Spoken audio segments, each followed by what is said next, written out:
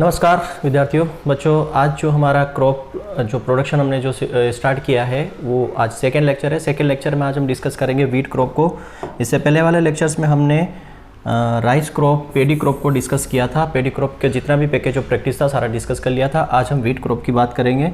ठीक है, ये दोनों क्रॉप जो है मोस्ट इंपॉर्टेंट क्रॉप है। फील्ड क्रॉप अगर बोल सकते हैं, सीरियल क्रॉप्स के अंदर देखा जाए तो दोनों मोस्ट इंपॉर्टेंट है। सबसे ज़्यादा क्वेश्चन इन्हीं से बनते हैं। ठीक है, और यही दो क्रॉप्स है जिनकी वजह से पूरा इंडिया जो है खाना खा पा रहा है। तो सबसे पहले जनरल इंट्रोडक्शंस की बात करेंगे वीट क्रॉप्स में कि क्या उसका बॉटनिकल नेम है, फैमिली क्या है। ये जो जनरल इंट्रोडक्शन, यहाँ से कई बार सिंपल से क्वेश्चन उठ के आते हैं। सबसे पहले बात करते हैं कॉमन नेम क्या है। तो कॉमन नेम हम इसको क्या बोलते हैं? क्या बोलते हैं हम इसको? वीट बोलते हैं। क्या बोलते हैं? गेहूँ। क्या बोलते हैं? वीट या गेहूँ हम इसको कहते हैं। बॉटनिकल नेम की बात करें तो इसकी कई सारे क्लासिफिकेशन है, Triticum, aestivum, dicoccum, monococcum, sphaerococcum. But mainly जो हम यहाँ पे बॉटनिकल नेम टिटिकम, एस्टिवम क्यों लेते हैं? क्योंकि 87% एरिया में, इंडिया के 87% एरिया में हम क्या ग्रो करते हैं? टिटिकम, एस्टिवम को ग्रो करते हैं। मैक्सिमम इंडिया के अंदर वही ग्रो किया जाता है। तो यहाँ पे जो हम बॉटनिकल नेम लेते हैं वो क्या लेते हैं? Triticum aestivum. टिटिकम एस्टिवम जो है इसका बॉटनिकल नेम है किसका? वीट का। गेहूं का बॉटनिकल नेम क्या हो गया? वानस्पतिक नाम टिटिकम एस्टिवम। फैमिली की बात करें, मैंने बताया था जितनी भी सीरियल क्रॉप्स हैं, वीट क्या है? Cereal crop. सब का बॉटनिकल नेम क्या होगा या सबकी फैमिली क्या होगा? पोएसी होगी, या पुराना नाम जो है वो क्या है? ग्रेमिनी होगी। तो जितनी भी सीरियल्स क्रॉप है सबकी फैमिली क्या है? सेम फैमिली है। ग्रास फैमिली है जिसको हम पोएसी बोल सकते हैं, ग्रेमिनी बोल सकते हैं, या ग्रास फैमिली हम बोल सकते हैं। क्रोमोसोम नंबर की बात करें तो वीट का क्रोमोसोम नंबर, जब हम बॉटनिकल नेम टिटिकम एस्टिवम ले रहे हैं तो क्रोमोसोम नंबर भी इसी का लेंगे, 2n = 42। यहाँ पे मैं आपको एक कॉन्सेप्ट बताऊंगा। 2n क्यों लिखते हैं? 2x आपको यहाँ पे 6x भी लिखा मिलेगा इसके इक्वल में। क्या मतलब इसका ये भी बताऊंगा जब क्लासिफिकेशन पढ़ाऊंगा। ओरिजिन की बात करते हैं, वीट का ओरिजिन कहाँ है? वीट का ओरिजिन है साउथ वेस्ट एशिया। राइस के ओरिजिन और इसके ओरिजिन में कंफ्यूजन होता है। क्यों? राइस का ओरिजिन कहाँ है? साउथ ईस्ट एशिया, और ये है साउथ वेस्ट एशिया। ठीक है, याद रखने का तरीका, वीट W से स्टार्ट होता है, ओरिजिन भी साउथ वेस्ट, यहाँ क्या आएगा? W आएगा। ओके, फ्रूट टाइप की बात करते हैं। कल मैंने बताया था कि जितनी भी सीरियल्स क्रॉप है, जितनी भी सीरियल स्कोप है, सबका जो फ्रूट टाइप है वो क्या होगा? कैरियोप्सिस होगा। जितनी भी सीरियल क्रॉप है सबका फ्रूट टाइप क्या होगा? कैरियोप्सिस होगा। याद रखना, जितनी भी सबका। राइस का इन्फ्लोरेसेंस मैंने बताया था क्या था? पेनिकल था। राइस का इन्फ्लोरेसेंस क्या था? पेनिकल था। और पेनिकल एक और क्रॉप का होता है, वो है सोरगम। ये दो ही क्रॉप है जिनका इन्फ्लोरेसेंस पेनिकल होता है, एक सोरगम और एक राइस। यहाँ पे वीट का इन्फ्लोरेसेंस क्या होगा? वीट का इन्फ्लोरेसेंस होता है, या तो हम उसको अर बोले या हम उसको बोले स्पाइक। स्पाइक बोला जाता है। ये यहाँ पे देखो, ये इसका जो इन्फ्लोरेसेंस होता है इसको या तो हम क्या बोलते हैं? अर बोलते हैं, या फिर हम उसको बोलते हैं स्पाइक। क्लियर है? राइस का पेनिकल और सोरगम का पेनिकल, क्योंकि दोनों का आप देखोगे फ्लावर का जो स्ट्रक्चर है उसका, जहाँ पर जो ग्रेन फॉर्मेशन होता है वो सेम दिखता है, इसलिए दोनों का पेनिकल है। तो वीट का इन्फ्लोरेसेंस क्या हो गया यहाँ पे? अर और स्पाइक। आगे बात करते हैं, क्या दिया? Day type. अब यहाँ पे वीट क्या है? डे न्यूट्रल है, शॉर्ट डे है, लॉन्ग डे है। फोटो पीरियोडिज्म के बेसिस पे वीट किस टाइप की क्रॉप है? तो मैंने कॉन्सेप्ट आपको बताया था कि जितनी भी खरीफ क्रॉप है वो सारी क्या है? शॉर्ट डे प्लांट है। जितनी भी रबी क्रॉप है वो सारी क्या है? लॉन्ग डे प्लांट है। तो यहाँ पे वीट कौन सा प्लांट है? कौन से सीजन में होता है? वीट जो होता है हमारा वो रबी सीजन में होता है। तो रबी सीजन में होता है तो वीट क्या हो गया हमारा? लॉन्ग डे प्लांट है। लॉन्ग डे प्लांट का क्या मतलब है? लॉन्ग डे प्लांट का मतलब है इसको मोर देन 12 आवर्स, 12 घंटे से ज़्यादा, या हम बोल सकते हैं 14 से 16 आवर्स तक लाइट की ज़रूरत पड़ती है। 14 से 16 घंटे तक लाइट की ज़रूरत पड़ती है इसको, इसलिए ये क्या होता है? लॉन्ग डे प्लांट होता है। रातें इसमें छोटी चाहिए, दिन बड़े चाहिए। ठीक है, और क्या होता है? ये C4 प्लांट है, सॉरी ये भी क्या है? C3 प्लांट है। 3 कार्बन, C3 मतलब 3 कार्बन कंपाउंड होता है। क्रॉप फिजियोलॉजी में अच्छे से पढ़ेंगे, है ना। फर्स्ट इसका जो प्रोडक्ट होता है वो क्या होता है? फास्फोग्लिसरिक एसिड होता है। वीट का जो पॉलिनेशन है वो क्या है? किस टाइप का है? सेल्फ पॉलिनेशन है। सेल्फ पॉलिनेटेड क्रॉप है। वीट कौन सी क्रॉप है? सेल्फ पॉलिनेटेड क्रॉप है। सेल्फ पॉलिनेटेड क्रॉप मैंने राइस में भी बताया था आपको कैसे, अगर एक ही फ्लावर के अंदर मेल और फीमेल दोनों पार्ट्स होते हैं उसको हम सेल्फ पॉलिनेशन बोलते हैं, उसको हम क्या बोलते हैं, ऑटोगेमी बोलते हैं। टेस्ट वेट वीट का कितना होता है, 40 ग्राम होता है। ये ऐसे क्वेश्चन है डायरेक्ट एग्जाम में पूछ लिए जाते हैं। अब वीट का एक वीड है, इसको हम क्या बोलते हैं, फेलारिस माइनर बोलते हैं, फेलारिस माइनर बोलते हैं। इसका जो टेस्ट वेट होता है वो 2 ग्राम होता है, ये याद रखना। और ये राइस का क्या है, मिमिक्री वीट है। ये राइस का सॉरी वीट का क्या है, ये मिमिक्री वीट है, ठीक है, सेम वीट की तरह ही दिखाई देता है। प्रोटीन की बात करें, राइस के अंदर कौन सा प्रोटीन पाया जाता है, राइस के अंदर प्रोटीन पाया जाता है वो है ग्लूटीन। ग्लूटीन प्रोटीन पाया जाता कितना परसेंट होता है, लगभग 11 से 12% वीट के अंदर ग्लूटीन प्रोटीन होता है। इस ग्लूटीन प्रोटीन के ऊपर AFO में क्वेश्चन पूछा जा चुका है। क्या इससे क्वेश्चन पूछा गया था, इससे क्वेश्चन ये पूछा गया था कि वीट मतलब कौन सी ऐसी क्रॉप है जिसका प्रोटीन हाईली डाइजेस्टेबल होता है। कौन सी क्रॉप का जो प्रोटीन है वो क्या होता है, हाईली डाइजेस्टेबल होता है, हाईली डाइजेस्टिव होता है। तो ये वीट का जो प्रोटीन होता है, ये ग्लूटीन, ये क्या होता है, हाईली डाइजेस्टिव प्रोटीन है। याद रखना, यही क्वेश्चन AFO में पूछा गया है कि कौन सी ऐसी क्रॉप है जिसका प्रोटीन जो है डाइजेस्टिव होता है, हाईली डाइजेस्टिव होता है, तो वीट। इसलिए तो हम वीट गेहूं की रोटी खाते हैं, गेहूं की चपाती खाते हैं, क्योंकि वो इजीली डाइजेस्ट हो जाती है। फिर एरिया प्रोडक्शन की बात करें तो एरिया में बात करें तो सबसे ज़्यादा एरिया प्रोडक्शन और प्रोडक्टिविटी की बात कर लेते हैं। एरिया कहाँ है, सबसे ज़्यादा यूपी में, उसके बाद कहाँ पे, MP में। प्रोडक्शन की बात करें तो सबसे ज़्यादा प्रोडक्शन यूपी में है, उसके बाद कहाँ पे, पंजाब में। प्रोडक्टिविटी की बात करें, प्रोडक्टिविटी की बात करें, उत्पादकता की, सबसे ज़्यादा प्रोडक्टिविटी कहाँ पे है, पंजाब में। उसके बाद अगर बात करें तो कहाँ पे, हरियाणा में। याद रखना, ठीक है। सबसे ज़्यादा एरिया कहाँ है, यूपी में, उसके बाद MP में। प्रोडक्शन सबसे ज़्यादा कहाँ होता है, यूपी में, उसके बाद पंजाब में। प्रोडक्टिविटी सबसे ज़्यादा कहाँ है, तो पंजाब में सबसे ज़्यादा प्रोडक्टिविटी है। लगभग 100% एरिया में वहाँ पे इरिगेशन या बोल सकते हैं कि इरिगेटेड वीट होता है, तो पंजाब, उसके बाद हरियाणा। ड्वार्फिंग जीन कौन सा है, तो यहाँ पे ड्वार्फिंग जीन की बात करते हैं। ड्वार्फिंग जीन जो है वो है नोरिन 10। नोरिन 10 जो है ये एक जैपनीज वैरायटी थी। क्या है ये, जैपनीज वैरायटी थी। इसको 1963 में, ठीक है, 1963 में आइसोलेट किया था। आइसोलेट किया गया था किसके द्वारा, बोरलॉग द्वारा, नॉर्मन बोरलॉग द्वारा आइसोलेट किया गया था। तो नोरिन 10 जो है ये डॉर्फिंग जीन का काम करता है वीट के अंदर। मतलब बोनी जो फसल थी, फसल की हाइट जो छोटी हो गई लेकिन प्रोडक्शन ज़्यादा मिला। तो ये नोरिन 10 क्या थी, एक जापान की वैरायटी थी। इसको डॉक्टर नॉर्मन बोरलॉग ने, इन्होंने 1963 में इसको आइसोलेट किया। आइसोलेट करके क्या मतलब, इसके जीन को आइसोलेट किया और इसका यूज़ किया हमारी क्रॉप्स के अंदर, जिससे हमारी क्रॉप्स की हाइट कम हो गई और प्रोडक्शन ज़्यादा मिला। मतलब ग्रीन रेवोल्यूशन जो आया था वो उसके लिए रिस्पॉन्सिबल यही माना जाता है। उसके बाद इसके अंदर अभी लेटेस्ट में मोस्ट IMP ड्वार्फिंग जीन कौन से है, तो वो है RH1 और RH2। अब यहाँ पे RH का क्या मतलब है, RH का मतलब है रिड्यूस्ड हाइट। RH का क्या मतलब है, रिड्यूस्ड हाइट, हाइट को कम कर देना।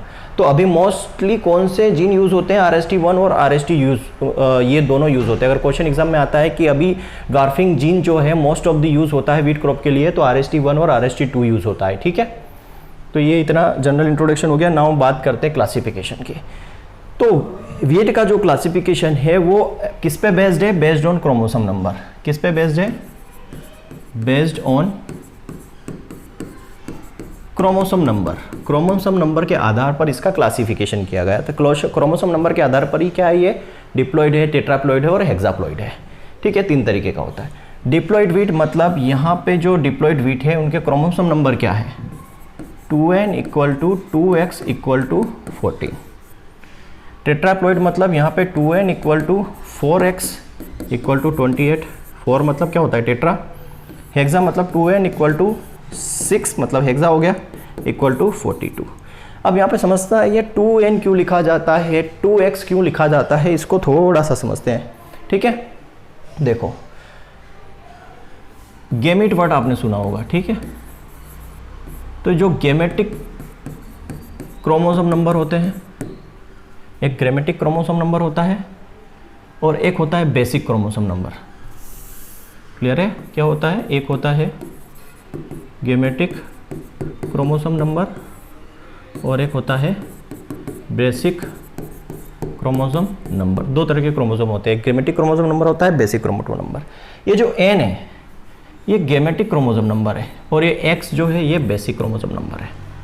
याद रखना, गेमेटिक क्रोमोसोम नंबर है ये डिप्लॉइड और पॉलीप्लॉइड किसी में भी हो सकता है, डिप्लॉइड और पॉलीप्लॉइड सब में हो जाता है। और ये जो होता है टू डिप्लॉइड होता है। क्या होता है? ये टू डिप्लॉइड होता है, सिर्फ डिप्लॉइड में ही होता है। मतलब जैसे कि हम बात करें कि मैच के अंदर जो है क्या होता है क्रोमोसोम नंबर 20, तो उसका गेमेट कितना है, एन कितना है, 10। जैसे मैच के अंदर क्या होता है 20 क्रोमोसोम होते हैं, तो उसका एन क्या होगा 10 होगा। मतलब उसका गेमेट क्या होगा, गेमेट क्रोमोसोम नंबर क्या होगा, एन इक्वल टू 10 होगा। इसलिए 2n लिखते हैं तो 2 का मल्टीप्लाई हो जाएगा तो कितना, वापस 10 हो जाएगा। तो गेमेट क्रोमोसोम नंबर क्या होता है, half of the chromosome number, half of the diploid या पॉलीप्लॉइड, जब जो भी लिखना चाहो। मतलब गेमेट क्रोमोसोम नंबर क्या होते हैं, gamete chromosome number half of the, बोल सकते हैं डिप्लॉइड या पॉलीप्लॉइड, डिप्लॉइड और पॉलीप्लॉइड होते हैं। मतलब गेमेट क्रोमोसोम नंबर क्या होते हैं, आधे होते हैं, डिप्लॉइड या पॉलीप्लॉइड जो भी है, डिप्लॉइड पॉलीप्लॉइड टेट्राप्लॉइड कुछ भी हो सकता है। जैसे मान लो अभी मैं यहाँ बात करता हूँ, इसका जो है गेमेट क्रोमोसोम नंबर क्या होगा, गेमेट क्रोमोसोम नंबर क्या होता है, half of the diploid, diploid है तो इसका गेमेट क्रोमोसोम नंबर मतलब n इक्वल टू क्या हो जाएगा 7, ये गेमेट क्रोमोसोम नंबर हो जाएगा। इसका गेमेट क्रोमोसोम नंबर क्या हो जाएगा, इसका हाफ कितना हो जाएगा, इसका गेमेट क्रोमोसोम नंबर 14 हो जाएगा। और इसका गेमेट क्रोमोसोम नंबर क्या हो जाएगा, 2 से डिवाइड करोगे तो 21 हो जाएगा। क्लियर है? ये गेमेट क्रोमोसोम नंबर है, ये गेमेट क्रोमोसोम नंबर है। ठीक है, ये गेमेट क्रोमोसोम नंबर है। अब बेसिक क्रोमोसोम नंबर 2 डिप्लॉइड होते हैं, ये पॉलीप्लॉइड नहीं होते। ठीक है, ये हमेशा क्या होगा, डिवाइड होंगे लेकिन 2 से नहीं डिवाइड होंगे, हाफ नहीं होंगे। यहाँ पे डिप्लॉइड क्रोमोसोम नंबर ये जो होता है, ये जैसे मान लो डिप्लॉइड है तो ये डिप्लॉइड क्रोमोसोम नंबर 2 हेप्लॉइड होते हैं, 2 डिप्लॉइड नहीं 2 हेप्लॉइड होते हैं। क्या बोल सकते हैं इसे, 2 हेप्लॉइड बोल सकते हैं, 2 डिप्लॉइड होते हैं ये। अब यहाँ पे होता क्या है, यहाँ समझिए, मान लो यहाँ पे हमारा क्या है, क्रोमोसोम नंबर 14 है, 2x इक्वल टू 14 है, x से हमने डिनोट किया इसको। तो ये क्या होता है, डिप्लॉइड का हाफ, टेट्राप्लॉइड का 4 से डिवाइड होगा। मतलब जितना दिया है 2 है तो 2 से डिवाइड होगा, तो यहाँ पे x इक्वल टू 7 आ जाएगा। मतलब यहाँ पे जो बेसिक क्रोमोसोम नंबर रहता है वो सेम रहता है, ट्रू हेप्लॉइड होता है। मतलब यहाँ पे भी क्या होगा, 2x है तो यहाँ x इक्वल टू क्या आ जाएगा 7, किससे डिवाइड होगा 2 से। ठीक है, यहाँ x क्रोमोसोम नंबर यहाँ से 4 से डिवाइड करोगे, यहाँ भी कितना आएगा 7, और यहाँ आप 6 से डिवाइड करोगे, यहाँ भी 7 आएगा। तो बेसिक क्रोमोसोम नंबर जो रहते हैं, चाहे डिप्लॉइड हो, टेट्राप्लॉइड हो, पॉलीप्लॉइड हो, कुछ भी हो, वो एक ही रहता है, वो ट्रू हेप्लॉइड होता है, ट्रू डिप्लॉइड होता है। लेकिन गेमेट क्रोमोसोम नंबर जो होते हैं वो half of the diploid, tetraploid, polyploid इनका आधा होता है। तो हमेशा वो इस तरीके से, तो याद रखना, अगर गेमेट क्रोमोसोम नंबर पूछे तो उसको आधा कर दो, जितना क्रोमोसोम है उतना। और अगर बेसिक क्रोमोसोम नंबर पूछा जाए तो बेसिक क्रोमोसोम नंबर हमेशा सबका सेम ही रहता है और वो हमेशा ट्रू डिप्लॉइड होता है, याद रखना। क्लियर है? तो यहाँ पे अब हम क्लासिफिकेशन की बात कर लेते हैं। तो सबसे पहला क्या था, डिप्लॉइड स्पीसीज। ठीक है, एक डिप्लॉइड स्पीसीज है, एक टेट्राप्लॉइड स्पीसीज है और एक है हेक्साप्लॉइड स्पीसीज। 3 स्पीसीज है यहाँ पे, डिप्लॉइड स्पीसीज, टेट्राप्लॉइड स्पीसीज और हेप्लॉइड स्पीसीज। ओके, क्लियर है? डिप्लॉइड, टेट्राप्लॉइड और हेप्लॉइड। समझिए, डिप्लॉइड स्पीसीज मतलब यहाँ पे क्या होगा, 2n equal to 2x equal to क्या होगा, यहाँ पे क्रोमोसोम नंबर 14 होंगे। इसके अंदर एग्जाम्पल की बात करो तो यहाँ हो जाएगा टिट्रिकम, मोनोकोकम, दूसरा आ जाएगा टिट्रिकम एजिलोप्लिट्स, एजिलोप्लॉइड। ये दो जो है यहाँ पे इसके एग्जाम्पल है, ट्रिटिकम मोनोकोकम, ट्रिटिकम एजिलोप्लेट्स, ये दोनों जो है डिप्लॉइड स्पीसीज है। टेट्राप्लॉइड की बात करो तो 2n equal to 4x equal to यहाँ क्या हो जाएगा 28। इसमें जो है 3 वेराइटी आती है, ठीक है, इसके अंदर जो है 3 है। एक है इमरवीट, क्या है इमरवीट, इमरवीट का नाम क्या है ट्रिटिकम डाइकोकम, ट्रिटिकम डाइकोकम। ये इंडिया के अंदर कितना 1% एरिया ऑक्यूपाई करता है, कितना इंडिया के अंदर 1% एरिया ऑक्यूपाई करता है, और इसका यूज़ क्या में उपमा बनाने में किया जाता है, उपमा बनाने में इसका यूज़ किया जाता है। दूसरा है मैक्रोनी वीट या ड्यूरम वीट, मैक्रोनी वीट या ड्यूरम वीट। इसका नाम क्या है बोटनिकल नेम अगर बात करो तो ट्रिटिकम ड्यूरम बोटनिकल नेम है इसका। ये 12% एरिया इंडिया के अंदर ऑक्यूपाई करता है, और ये जो है क्या बनाने में सूजी, रवा, सेमिया बनाने में इसका यूज़ किया जाता है। और इसका जो वैरायटी बात करें तो इसकी दो एक वैरायटी है, एक हो ठीक है, एक है मालवी का और एक है जयराज।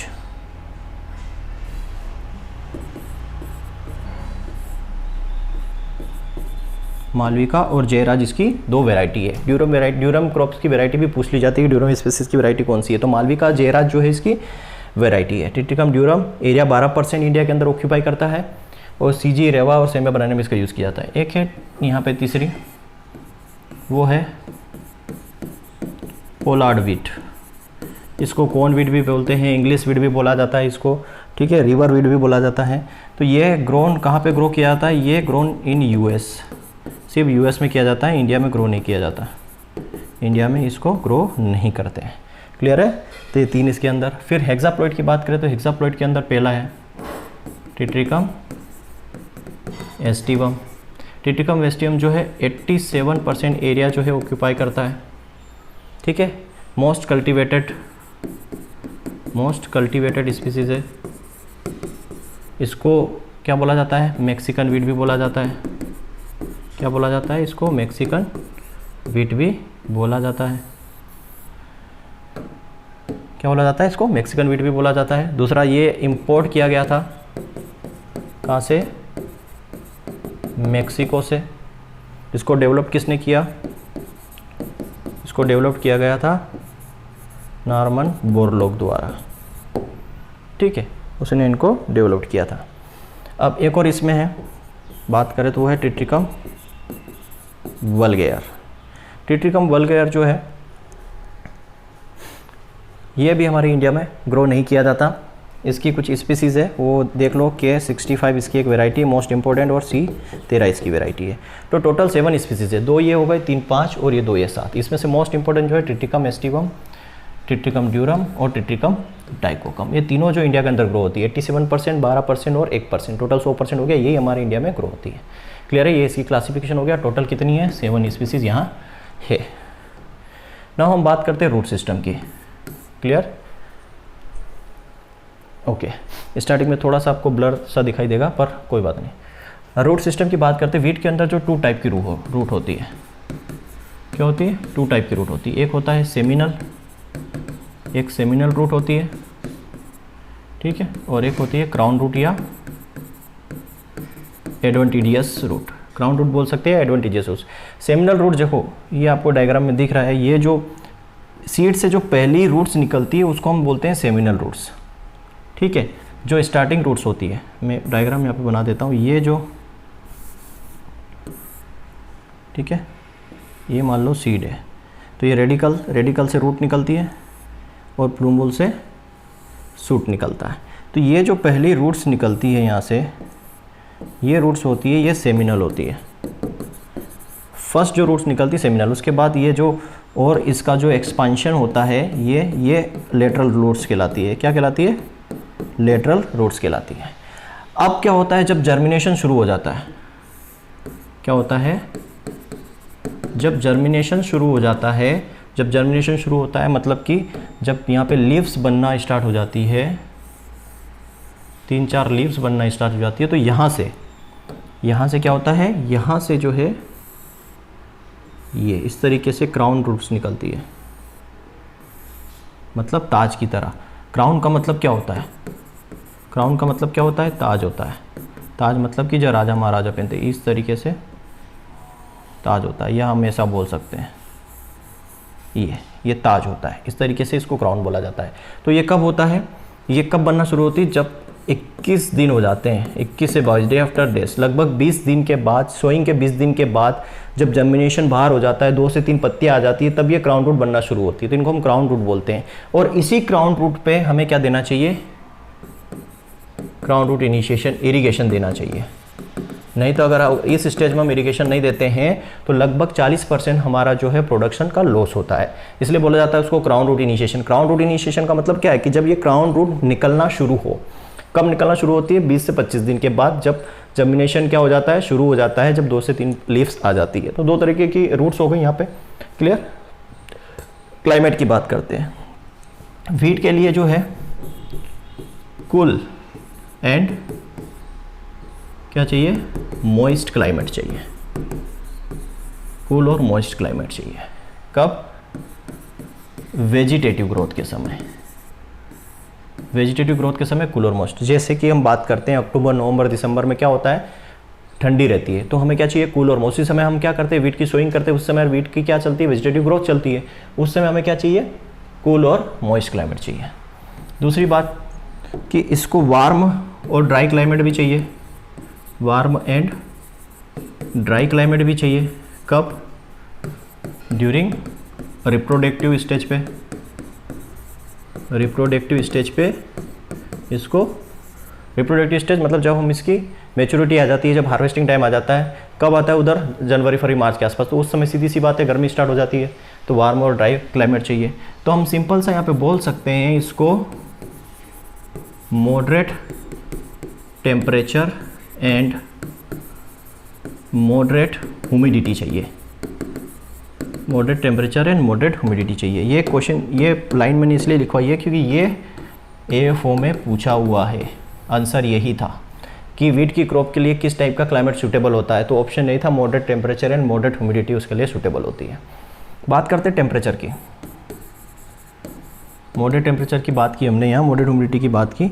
तो देखो टेम्परेचर, तो जर्मिनेशन के लिए कितना टेम्परेचर चाहिए, जर्मिनेशन के लिए इसको 20 से 25 डिग्री सेल्सियस टेम्परेचर चाहिए। और वीट ऐसी क्रॉप है, अगर टेम्परेचर बहुत ज़्यादा गिर जाता है, मान लो टेम्परेचर 4 डिग्री भी हो जाता है, 4 डिग्री सेल्सियस भी टेम्परेचर हो जाता है, तो वीट का जर्मिनेशन हो जाएगा, जर्मिनेशन हो जाएगा, याद रखना। इसलिए मिनिमम टेम्परेचर 4 से 4.5 डिग्री इसको चाहिए रहता है, 4 से 4.5 डिग्री मिनिमम टेम्परेचर पर भी ये जर्मिनेट हो जाता है। फिर बात करते हैं टिलरिंग स्टेज। टिलरिंग के समय इसको चाहिए कम तापमान, 20 से लेकर 16 डिग्री सेंटीग्रेड ही चाहिए। टिलरिंग में थोड़ा सा टेम्परेचर कम हो जाता है। फिर वेजिटेटिव स्टेज में, वेजिटेटिव स्टेज में इसको चाहिए 20 से लेकर 23 डिग्री सेल्सियस। और लास्ट में ग्रेन फिलिंग के समय या रिप्रोडक्टिव स्टेज के समय इसको कितना चाहिए, 23 डिग्री से लेके 25 डिग्री सेल्सियस। और ऑप्शन अगर आपके पास 23 भी हो और 25 भी हो तो आपको क्या लगाना है, 23 लगाना है। 23 जो है मोस्ट एप्रोप्रिएट आंसर है। अगर 23 भी ऑप्शन में दिया है, 25 भी ऑप्शन में दिया है, तो क्या लगाना है, 23 लगाना है। तो टेम्परेचर इतना चाहिए वीट की क्रॉप के लिए। बात करते हैं सोइल के। सोइल कैसी चाहिए, इसके लिए सोइल चाहिए क्ले या क्ले लोम सोइल, ठीक। मॉडरेट वाटर होल्डिंग कैपेसिटी होनी चाहिए, मॉडरेट वाटर होल्डिंग कैपेसिटी होनी चाहिए। दूसरी, वेल ड्रेन सोइल होनी चाहिए, ठीक है, वहाँ पे पानी भरा हुआ नहीं रहना चाहिए, अच्छी ड्रेनेज फैसिलिटी अच्छी होनी चाहिए। लगभग इसके लिए पीएच की बात करें तो लगभग न्यूट्रल पीएच पे ये हो जाती है, लगभग 6 से 7 पीएच इसको चाहिए रहता है। क्लियर है। तो सोइल कंडीशंस कैसी चाहिए, क्ले लोम सोइल चाहिए, मॉडरेट वाटर होल्डिंग कैपेसिटी होनी चाहिए इसकी, ड्रेनेज कंडीशन अच्छी होनी चाहिए और पीएच 6 से 7 लगभग इसको चाहिए। नेक्स्ट हम बात करते हैं सीड रेट की। तो अलग अलग मेथड से, डिबलिंग मेथड से भी हम सोइंग करते हैं, तो उसके लिए क्या सीड लगेगी, नॉर्मल सीड रेट क्या है, और अगर हम थोड़ा सा लेट हो जाते हैं सोइंग में तो सीड रेट क्या होगी। तो डिबलिंग से अगर करते हैं तो सीड रेट चाहिए हमें 25 से लेके 30 kg पर हेक्टेयर, कितना चाहिए, 25 से लेके 30 kg पर हेक्टेयर अगर डिबलिंग से करते। डिबलिंग मतलब क्या, इसमें कि इंस्ट्रूमेंट इक्विपमेंट आता है डिबलर से हम करते हैं। नॉर्मल में हमें चाहिए 100 kg पर हेक्टेयर और लेट हो जाते हैं तो 25 kg और बढ़ा दो, 125 kg per hectare seed rate चाहिए। क्लियर है, ये बात होगी सीड रेट की। ये तो डाटा है, सीधे सीधे आपको याद रखना है। स्पेसिंग की बात करते हैं तो सब जानते हैं राइस में व्हीट के अंदर कितना चाहिए, 22.5 centimetre row to row spacing चाहिए। प्लांट टू प्लांट ज़रूरी नहीं है, बट फिर भी 5 से लेके 10 centimetre plant to plant spacing रखी जाती है। डेप्थ की बात करें तो एवरेज डेप्थ इसमें रखते हैं 5 सेंटीमीटर। एवरेज डेप्थ कितनी रखी जाती है, 5 सेंटीमीटर। बट यहाँ पे कंडीशन है, वेराइटी के अकॉर्डिंग कंडीशन है। कंडीशन क्या है, और इसकी जो डेप्थ है वो किस पे डिपेंड करती है, इसकी डेप्थ डिपेंड करती है लेंथ ऑफ कोलियोप्टाइल पर, लेंथ ऑफ कोलियोप्टाइल। और ये भी क्या AO4 में पूछा हुआ क्वेश्चन है।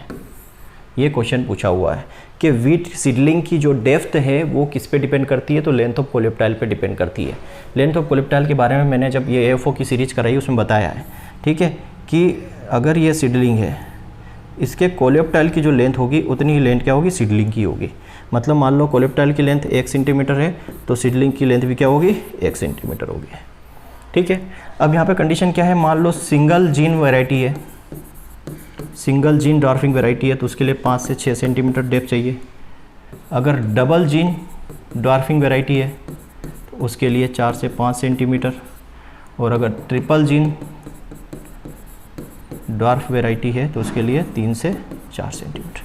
जीन का single gene, double gene, triple gene का मतलब ये है कि दो अलग अलग स्पीसीज या जो ब्रीड है उसका हमने क्या लिया, जीन लेके वहाँ पे क्रॉस करवाया वो। तो ये हो गई स्पेसिंग और depth of sowing. Sowing time की बात करें तो व्हीट की जो सोइंग है वो जनरली हम कब करते हैं,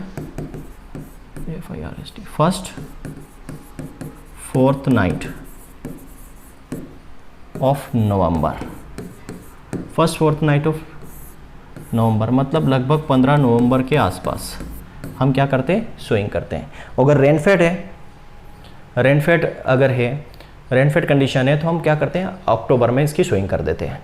क्लियर है, तो सोइंग टाइम क्या है, first 4th night of November में करते हैं, लगभग 15 नवंबर के आसपास कर देते हैं। और अगर रेनफेड कंडीशन है, पानी नहीं है, तो उसकी हम और जल्दी कर देते हैं, लगभग 15 अक्टूबर के आसपास उसकी सोइंग कर देते हैं। हम बात करते हैं सोइंग मेथड की। तो कई सारी सोइंग मेथड्स यहाँ पे यूज़ होती है। सबसे पहले बात करते हैं यहाँ पे ड्रिल, या हम बोल सकते हैं सीड ड्रिल। जनरली यही पॉपुलर है। इसमें हम एक सीड ड्रिल यूज़ करते हैं, सीड कम फर्टी ड्रिल, सीड कम फर्टी ड्रिल यूज़ करते हैं। मतलब इसमें सीड के साथ क्या हम फर्टिलाइज़र भी साथ में दे देते हैं, जनरली ये यूज़ करते हैं। और ये सबसे बेस्ट मानी जाती है, ये बेस्ट मेथड है। सीड कम फर्टी ड्रिल ये क्या है, बेस्ट मेथड है। दूसरा ब्रॉडकास्टिंग भी करते हैं। क्या करते हैं, ब्रॉडकास्टिंग भी करते हैं। पर ब्रॉडकास्टिंग में लॉसेस क्या है, लॉस ये है कि यहाँ पे मोर सीड रिक्वायर्ड, सीड रेट हमें यहाँ पे बढ़ानी पड़ती है। ठीक है, नेक्स्ट हम बात करते हैं यहाँ पे डिबलिंग। डिबलिंग भी करते हैं। इसमें हम क्या यूज़ करते हैं, डिबलर यूज़ करते हैं। डिबलर एक इंस्ट्रूमेंट है, इक्विपमेंट है, उसका यूज़ करते हैं। ऐसे उसमें गड्ढा करता जाता है। और एक इसमें एक फ़ायदा क्या है डिबलर से, कि इसकी जो डेप्थ है, डेप्थ और इसकी जो स्पेसिंग जो है प्लांट टू प्लांट वो एकदम फिक्स्ड रहती है। ठीक है, डिबलर इंस्ट्रूमेंट आप नेट पे सर्च करके देख सकते हैं। डिबलिंग के अलावा और क्या है, एक होता है बिहाइंड द कंट्री प्लाउ, जो देसी हल है उसके पीछे। तो देसी हल उसके पीछे दो तरीके से होता है, एक होता है केरा मेथड और एक होता है पोरा मेथड। केरा मेथड, पोरा मेथड, ये मोस्ट इंपॉर्टेंट एग्जाम पूछ लिया था। केरा मेथड का मतलब क्या है कि हम क्या करते हैं, यहाँ पे सीड को ड्रॉप करते हैं by hand, seed dropped by hand in furrow, in furrow, जो रीज एंड फरो होता है, रीज एंड फरो। तो यहाँ पे हम सीड फरो के अंदर क्या करते हैं, ये रीजन फरो के अंदर हम क्या करते हैं, यहाँ पे सीड को ड्रॉप करते हैं हाथ से, जो किससे बना होता है, मेड बाय कंट्री प्लाव, जो कंट्री प्लाव से बनाया जाता है। कंट्री प्लाव से जो फरो बनाया जाता है, उस फरो के अंदर सीड को डाल दिया जाता है। ठीक है, कंट्री प्लाव के दूसरा है उसके हम हाथ से डाल देते हैं। पोरा मेथड क्या होता है, यहाँ हम सीड ड्रॉप करते हैं, सीड ड्रॉप्ड इन फरो के अंदर बाय फनल, यहाँ हम फनल के थ्रू करते हैं, जो अटैच होता है किसके साथ, जो अटैच विथ कंट्री प्लाव, जो कंट्री प्लाव से जुड़ा हुआ रहता है, याद रखना। मतलब पोरा मेथड में हम सीड को ड्रॉप करते हैं फनल के द्वारा। फनल के द्वारा मतलब जो हमारा कंट्री प्लाव है उसके पीछे नाई लगी हुई रहती है, उस नाई के अंदर हम सीड को ड्रॉप करते हैं फनल के अंदर और सीड स्विंग हो जाता है। और केरा का मतलब यह है कि पहले कंट्री प्लाव से वो ऐसे फरो करेगा, उसके बाद हम हाथ से यहाँ पे सीड को ड्रॉप करेंगे। ठीक है, अलग है दोनों में। तो ये केरा पेरा मेथड हो गई। लास्ट एक नई मेथड है, वो कौन सी है, वो है furrow irrigated raised bed method. Furrow irrigated raised bed method, ये जो है न्यू मेथड है और ये जो है अभी मोस्टली यूज़ हो रही है और ये भी हायर यील्ड के लिए रिस्पॉन्सिबल है। Furrow irrigated raised bed. ठीक है, फरो इरीगेटेड मतलब वही है, ये तो फरो इरीगेशन होगा और यहाँ पे हम क्या लगाएंगे, वीट की क्रॉप लगाएंगे। फर्टिलाइज़र की बात करें तो हम इसमें NPK देते हैं। NPK कितना देते हैं, 120, 60 और 40 kg पर हेक्टेयर। नाइट्रोजन का हाफ डोज, ठीक है, इसका फुल डोज और पोटास का भी फुल डोज कब देते हैं, बेसल डोज देते हैं। बेसल डोज का क्या मतलब है, सोइंग से पहले हम फर्टिलाइज़र अप्लाई करते हैं, उसको हम बोलते हैं बेसल डोज। अब नाइट्रोजन के जो हाफ डोज बचा है, नाइट्रोजन का जो अब हाफ डोज बचा है वो हम देते हैं टॉप ड्रेसिंग में। अच्छा, ऐसा क्यों करते हैं नाइट्रोजन के साथ, टॉप ड्रेसिंग का मतलब फर्स्ट इरिगेशन के टाइम देंगे, at the time of first irrigation, at the time of first irrigation. Top dressing मतलब खड़ी फसल में, खड़ी फसल के अंदर फर्टिलाइजर देना। नाइट्रोजन में हम ऐसा क्यों करते हैं, आधा पहले दे दिया आधा बाद में। आप नाइट्रोजन सबसे ज़्यादा फर्टिलाइजर का लॉस होता है नाइट्रोजन का, है ना, डीनाइट्रिफिकेशन लॉस होता है, वोलेटिलाइजेशन होता है, लीचिंग होती है। इसलिए क्या होता है, इसको अलग अलग स्प्लिट में देते हैं ताकि लॉस ना हो। क्लियर। यहाँ पे हम बायो फर्टिलाइजर यूज़ करते हैं, कौन सा, एजेटोबैक्टर। याद रखना, वीट के लिए कौन सा बायो फर्टिलाइजर, एजेटोबैक्टर। ये क्या होता है, नॉन सिम्बायोटिक होता है, सिम्बायोटिक होता है, फ्री लिविंग बैक्टीरिया है, फ्री लिविंग है, ग्राम नेगेटिव बैक्टीरिया है। अब बात करते हैं इरिगेशन मेथड की। तो लगभग कितनी, 6 इरिगेशन चाहिए, ऑप्टिमम इरिगेशन कितनी चाहिए,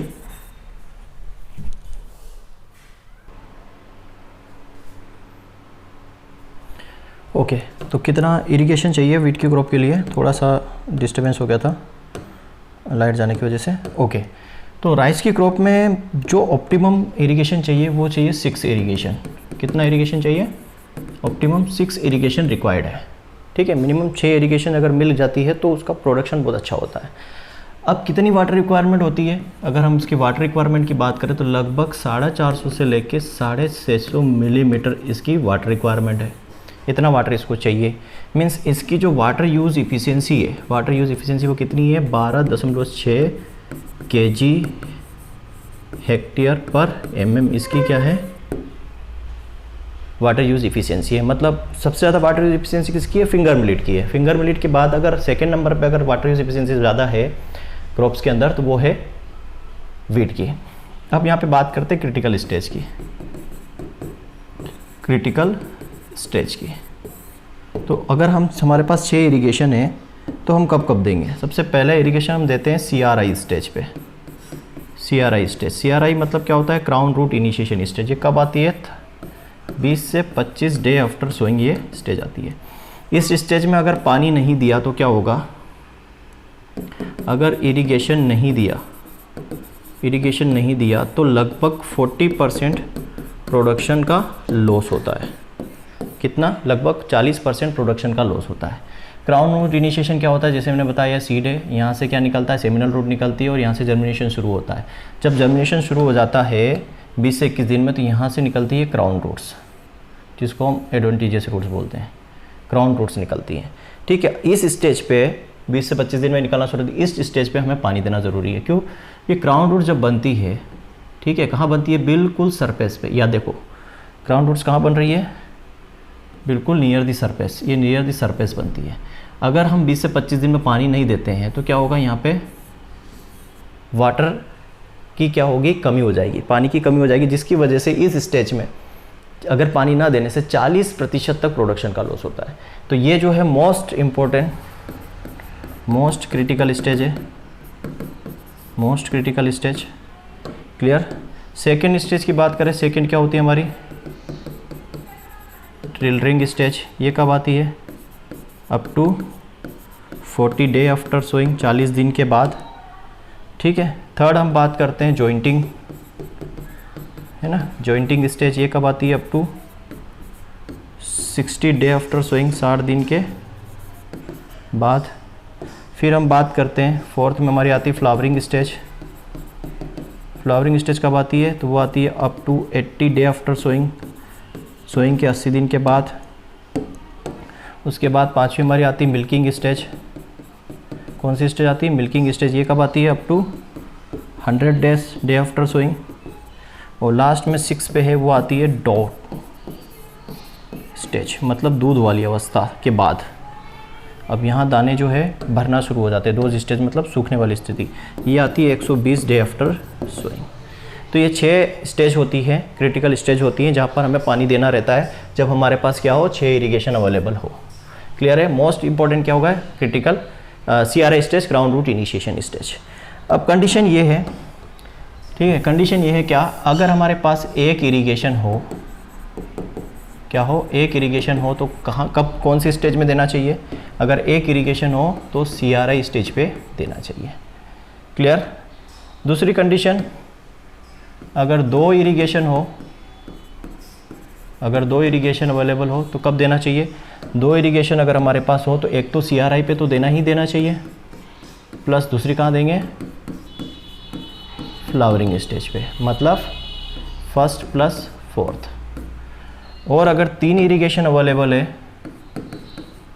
3 इरिगेशन अगर अवेलेबल है तो कब देंगे उसको? 3 इरिगेशन अवेलेबल है तो पहला देंगे CRI पे, प्लस फिर देंगे जॉइंटिंग स्टेज पे, प्लस फिर देंगे मिल्किंग स्टेज पे। मतलब फर्स्ट, थर्ड और फिफ्थ स्टेज पे। क्लियर है? फर्स्ट, थर्ड और इसके अकॉर्डिंग बोल रहा हूँ। तो ये इरिगेशन मैनेजमेंट है पूरा, किस तरीके से हमें इरिगेशन मैनेजमेंट करना है राइस क्रॉप के, सॉरी वीट क्रॉप के अंदर। नेक्स्ट है वीट मैनेजमेंट। तो इसमें जो क्रिटिकल पीरियड होता है वीट के साथ, मतलब गेहूं का खरपतवार के साथ जो क्रिटिकल पीरियड होता है, जहाँ पर दोनों कंपटीशन करते हैं आपस में न्यूट्रिएंट्स के लिए, वो क्रिटिकल पीरियड जो होता है वो होता है, जो क्रिटिकल पीरियड होता है वीट का कंपटीशन का, वो होता है 30 से 40 डे आफ्टर सोइंग के 30 से 40 दिन के बाद जो खरपतवार है और जो फसल है वो आपस में कम्पीट करती है। किसके लिए? पानी के लिए, न्यूट्रिएंट के लिए, फर्टिलाइज़र के लिए। तो उस समय हमें क्या करना चाहिए? 30 से 40 दिन बाद वहाँ या तो आप मैनुअल वीडिंग करो या कुछ वीडीसाइड छिड़को, है ना। तो इसमें जो है मेन वीड कौन से? एक मोनोकोट जिसमें एक ही कोटिलीडॉन हो, तो वो कौन सा वीड है? मोनोकोट वीड कौन सा है? मोनोकोट वीड है फेलारिस माइनर। इसको क्या बोलते हैं? गेहूं सा भी बोलते हैं, गिल्ली डंडा भी बोलते हैं, गेहूं का मामा भी बोलते हैं। सारे टर्म से याद रखना, क्या बोलते हैं इसको? गेहूं सा भी बोलते हैं, गेहूं का मामा भी बोलते हैं, गिल्ली डंडा भी बोलते हैं। इसके लिए जो वीडिसाइड यूज़ होता है वो होता है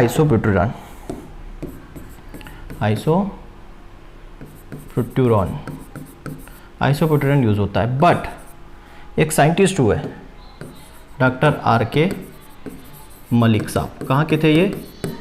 हिसार के। इन्होंने क्या किया? रिसर्च किया और ये पाया कि ये जो आइसोप्यूटेरॉन है, ये जो फेलरस माइनर है, ये क्या है? रेजिस्टेंस पाया इन्होंने। किसके अंदर? आइसोप्यूटेरॉन, इसके अंदर, फेलरिस माइनर्स के अंदर। मतलब जैसे फॉर एग्जांपल जब हमारा सरदर्द होता है, जिनका रेगुलरली सरदर्द होता है, शुरू में उन्होंने 50 mg की टेबलेट खाई होगी सिर दर्द के लिए। कितने? 50 mg की। दूसरी बार 50 mg की, तीसरी बार 50 mg की, चौथी बार 50 mg की। लेकिन उसके बाद उनका वो गोली खाने से सिर दर्द ठीक नहीं हो रहा। मतलब कि हमारा जो शरीर है वो 50 mg गोली के प्रति रेजिस्टेंस हो गया, अब वो खाएंगे तो सिर दर्द ठीक नहीं होगा। अब उससे क्या चाहिए, हाई पावर चाहिए, 100 mg की चाहिए, 150 की, 200 की चाहिए, तब जाके हमारा सिर दर्द ठीक होगा। मतलब हमारे अंदर रेजिस्टेंस डेवलप हो गया। उसी तरह से इस फेलेरस माइनर के अंदर इस आइसोप्रोटेरिन के प्रति रेजिस्टेंस डेवलप हो गया। ये किसने पता लगाया, आर के मलिक साहब ने, जो कहाँ के थे, हिसार के थे। उन्होंने पता लगाया कि आइसोप्रोटेरिन डालने से फेलेरस माइनर नहीं मरने वाला। तो इसकी जगह पे कौन सा यूज़ किया, इसकी जगह पे कौन सा यूज़ कर रहे हैं, इसकी जगह पे यूज़ कर रहे हैं सल्फोसल्फ्यूरान, सल्फ्यूरॉन, ये यूज़ कर रहे हैं। क्लियर है। दूसरा है डाइकोडवीड। डाइकोडवीड कौन कौन से हैं, डाइकोडवीड है हमारे चिनोपोडियम एल्बम, एनागेलिस आर्वेंसिस, और कौन सा हो गया, मेलिलोटस एल्बा। ये जो है इनके लिए मतलब ये क्या है, ब्रॉड लीव वाले वीड, क्या है, ब्रॉड लीव्स वीट है। इनके लिए हम यूज़ करते हैं 2,4-D हम इसके लिए यूज़ करते हैं। ठीक है। अब ये तो हो गया वीट का मैनेजमेंट। अब यहाँ पे कुछ वीट है, जैसे मान लो ये मैंने बताया फेलेरस माइनर, ये कौन सा है, मिमिक्री वीट है। ये हालांकि मैं वीट जब पढ़ाऊँगा तब बताऊँगा। एक अवीना फटुआ भी है, अवीना फटुआ, ये भी क्या है, अवीना फटुआ मतलब वाइल्ड ओट, ये भी क्या है, मिमिक्री वीट है। चिनोपोडियम की बात करें, चिनोपोडियम जो है ये एब्सोल्यूट वीट है। ठीक है। एक और है कॉन्वोल्वुलस आर्वेंसिस, जिसको हम क्या बोलते हैं, हिरणखुरी, जिसको क्या बोला जाता है, हिरणखुरी। ये जो है ऑब्जेक्शनल वीट है, अनडिजायरेबल वीट है। क्लियर है। जब वेट साइंस पढ़ाऊंगा तब भी बताऊंगा, बट यहाँ पे ये हमारा कंप्लीट होता है। अब हार्वेस्टिंग और स्टोरेज।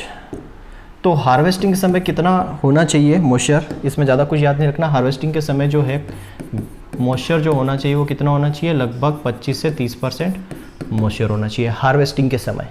और स्टोरेज के समय मॉइस्चर कितना होना चाहिए, 10 से 12% क्या होना चाहिए, मॉइस्चर होना चाहिए। स्टोरेज के समय ग्रेन का मॉइस्चर 10 से 12% होना चाहिए। दोनों क्वेश्चंस पूछे हुए हैं। क्लियर। यहाँ से कुछ ज़्यादा है नहीं। यील्ड में नहीं बताऊंगा, यील्ड क्वेश्चन आते भी नहीं है और नोट्स के अंदर लिखा हुआ देख लीजिए। अगर सिंगल डॉर्फ जीन वैरायटी की बात करते हैं तो लर्मा रोजो 64A ये है, गिरजा है, सुजाता है, सोनालिका है। ये क्या है, सिंगल जीन डॉर्फ वैरायटी है। डबल जीन डॉर्फ वैरायटी की बात करो तो क्या है, डबल जीन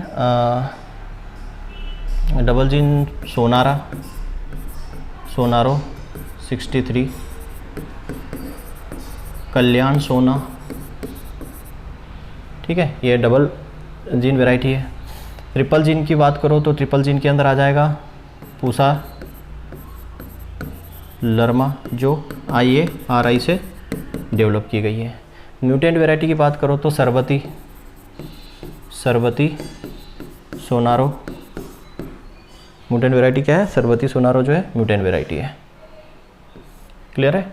और वैरायटी ड्यूरम बीट की मैंने बताई थी, एक तो है जयराज और मालविका। ठीक है। और नोट्स के अंदर और भी सारी वैरायटीज़ दी हुई है, वो आपको याद रख लेना। सॉरी, यहाँ थोड़ा सा मिस्टेक हो गया। ये तो हो गया सोनारो 63 और कल्याण सोना। ट्रिपल जीन में आ जाएगा हमारी लाल बादशाह, ठीक है, हीरा। ये है लाल बादशाह, हीरा मोती लाल बादशाह जो है वो ट्रिपल जीन है। सोनारो 63 कल्याण सोना है, और सरबती सोनारो और पूसा लर्मा ये जो है म्यूटेंट वैरायटी है। क्लियर है। और नोट्स के अंदर दी हुई सारी वैरायटी आप लोग देख लेना। ठीक। नेक्स्ट है यहाँ पे कुछ IMP इंपॉर्टेंट फैक्ट्स हैं जो आपके नोट्स में दिए हुए हैं, फिर भी यहाँ थोड़ा सा मैं डिस्कस कर देता हूँ। नोट्स के अंदर और भी बहुत सारे दिए हैं, 40-50 वन लाइनर नोट्स दिए हुए हैं जो सारे रिपीट हैं। सेंट्रल जिगजैग एक्सिस होता है वेट के अंदर, उसको क्या बोलते हैं, रेचिस बोला जाता है। थोड़ा सा स्पीड में पढ़ाऊँगा। रेचिस मतलब जैसे कि आपने गेहूँ की बाली देखी ना, इस तरीके की रेचिस से बनी हुई होती है ना, ये निकले हुए रहते हैं इस तरीके, है ना। तो ये जिगजैग रेसिस होता है, ये जिगजैग ग्रेन का है ना, वीट ग्रेन में जो जिगजैग रेसिस होते हैं उसको क्या बोलते हैं, रेचिस बोला जाता है। मेन सीरियल जो ट्रिटिकल जो किससे बना था, ट्रिटिकम एस्टिवम इनटू रे के क्रॉस से बना था। किसने डेवलप किया था इसको? रिम्पू नामक साइंटिस्ट ने डेवलप किया था स्वीडन में। Gene found in wheat, wheat के अंदर कौन सा जीन होता है? नोरिन 10 होता है, RH1 होता है और RH2 होता है। वैरायटी ऑफ ट्रिटिकल की बात करूँ तो DT46 इसकी वैरायटी है। मॉइस्चर परसेंटेज हार्वेस्टिंग के टाइम पे कितना चाहिए? 25 से 30% चाहिए। मॉइस्चर कंड स्टोरेज के समय 10 से 12% चाहिए। ये सारी चीज़ हम पढ़ चुके हैं। एक्सपोर्ट पोल्ट्री किसकी वजह से ख़राब होती है? तो करनाल बंड की वजह से। करनाल बंड क्या है? डिजीज़ है, उसकी वजह से एक्सपोर्ट क्वालिटी ख़राब होती है। बायो फर्टिलाइजर एजेटोबैक्टर हम यूज़ करते हैं राइस के अंदर। प्रॉब्लमेटिक वीट कौन सा है? तो कॉन्वोलवुलस आर्वेंसिस, हिरनकोरी प्रॉब्लमेटिक। ये सारे आपके नोट्स में दिए हुए हैं, फैक्ट हैं। एब्सोल्यूट वीट कौन से? तो चिनोपोडियम एल्बम जो है बथुआ, वो एब्सोल्यूट वीट है। टेम्परेचर कितना होना चाहिए? 20 से जर्मिनेशन के समय 20 से 25 डिग्री सेंटीग्रेड होना चाहिए। हाइब्रिड सीड प्रोडक्शन के लिए गुजो मेथड यूज़ करते हैं अपन। कौन सी? गुजो मेथड यूज़ करते हैं। टेस्ट वेट कितना होता है? 40 ग्राम होता है। फेलरस माइनस का 2 ग्राम होता है। ठीक है। Wheat is the largest crop for world, largest stable crop है। स्टेबल क्रॉप है। यहाँ बहुत ज़्यादा कंफ्यूजन होता है कि वर्ल्ड की स्टेबल क्रॉप कौन सी है, इंडिया की कौन सी है। तो वर्ल्ड की स्टेबल क्रॉप कौन सी है? वीट है, याद रखना, क्योंकि सबसे ज़्यादा प्रोडक्शन अगर वर्ल्ड में होता है तो वीट का होता है। इंडिया की बात करें तो इंडिया के अंदर राइस पहले नंबर पे, वीट दूसरे पे। तो इंडिया का स्टेबल फूड जो है वो वीट है। वीट रैंक फर्स्ट रैंक है वर्ल्ड में सीरियल के अंदर, उसके बाद आता है अपना राइस। वीट रबी सीजन क्रॉप है। सोइंग डेट इसकी जो है 1st फोर्टनाइट है ना, 1st फोर्टनाइट ऑफ नवंबर, ये सब पढ़ चुके हम। Wheat is the known as king of cereal बोला जाता है इसको।